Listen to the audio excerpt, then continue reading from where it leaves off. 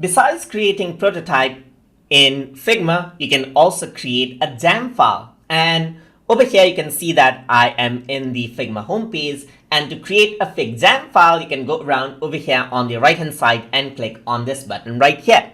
Or alternatively, you can press the plus button on the top, and over here you can see FigJam file is an option. So once you click over here, what happens is that it opens out a new window which is different than the prototype window right here. So this is what you have. So over here you can see that on the top you can go around and name your project file. So I'm just going to go around and say tutor tube FigJam file right here. So if I were to go around right here, and then if I were to go around, select out different options right here and then draw out, let me bring in, let's say, for example, a sticky note right here. Then what happens is that you can simply work around with the object and everything is saved out.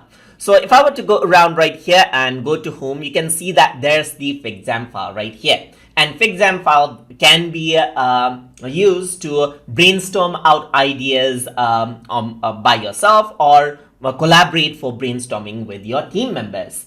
So that is how you can create a new FigJam file and then name the FigJam file right from the title area inside of a FigJam document. So hope you guys learned something as always. And as always, please like, comment, share, and subscribe.